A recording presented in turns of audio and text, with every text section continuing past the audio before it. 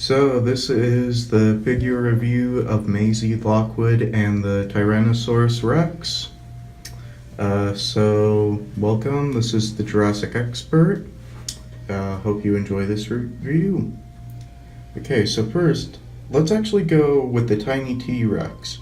The first thing that I noticed when I got this figure was that the T Rex kind of looks like the colossal T Rex just scaled down. So that's one of the first things I noticed, and I mean, you can't really tell, but here it is next to my finger. I mean, it is very small. And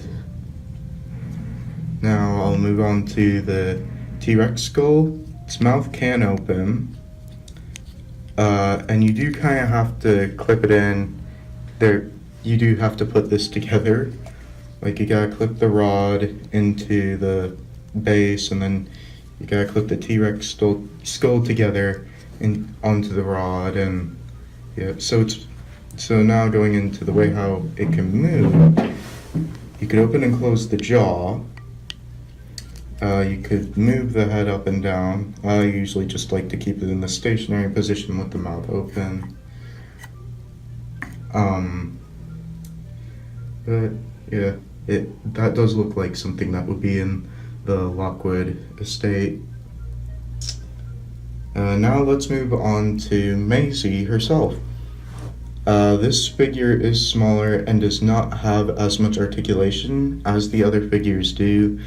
I'm guessing that the main reason why is because she is really small compared to the other figures, so the articulation would not age as well as the other figures.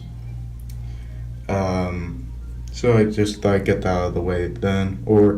And also, I give my second idea, budget issues, like making this and the tiny T-Rex go with her, because people wouldn't think that just selling the figure and the T-Rex would be enough, but then they made this, and then they realized all their budget was gone. That's my second idea, but both seem reasonable. So let's go into the articulation. Her head, first of all, cannot move a whole lot, and the joint is really tight. I'm actually a little scared of moving the head because I'm worried that the neck might crack or the head, but I mean, it still does look really cool. You can get a decent amount in. Like, you can move her head full 360, but again, I don't want to exactly do that. Her head, you could kind of move it around, so you could kind of have her look up, and you could kind of have her look down. The arms, the articulation is the same, like in the shoulder and the arm moves like that. Has a hinge joint, so you could get all this motion out of it. There is no elbow joint, which is, again, one of the reasons why I think either wouldn't age well with the arms being so small, and also they just didn't have enough budget left to add that in. So yeah, that's the same for both arms.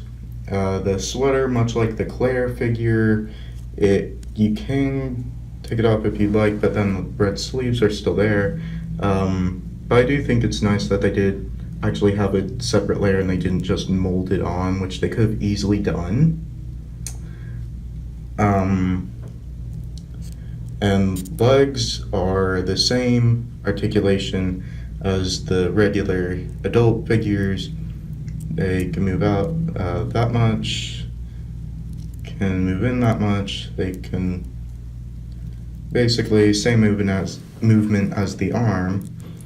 And the knee, you could twist it all the way around, goes out that much, it bends in that much, which is pretty reasonable. That's the same for both legs. And they really did pay a lot of attention for such a small figure. Like, they got the little zippers. I'm trying to make the camera pick this up. There's like little zipper marks. There's like a little hood sculpted in. They paid a lot of attention into making this figure, and I think that is good because this character turned out to be very important in the film. So yeah, sorry if you haven't watched the film yet, but yeah, sorry. Yeah, just a spoiler, this character's important. So now let's go into the size comparisons. Here is the Indoraptor next to Maisie. Let me try getting a good look at this. So there's a good look at Maisie scaled up next to the Indoraptor. And here is Maisie next to Blue. And because I have a green background and Claire is wearing green, I'll try to show the scale of the two. So yeah, this is about right with the size. With the sizes. Again, Claire and Maisie do share a lot of the same features, like both of their jackets are made of a soft plastic, so they do look like they're sitting on the figure and they're not just sculpted in, which I think is a really cool idea. I mean, that's one of the things that they have in common. I did mention quite a few of the things that they do have in common when I was going over the articulation of Maisie.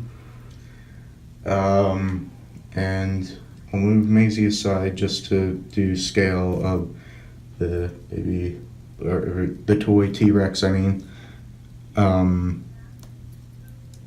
So yeah, I mean, if you have any of these figures and you could just see how small it is compared to that, I mean, that gives you a really good estimate of how small the T-Rex is.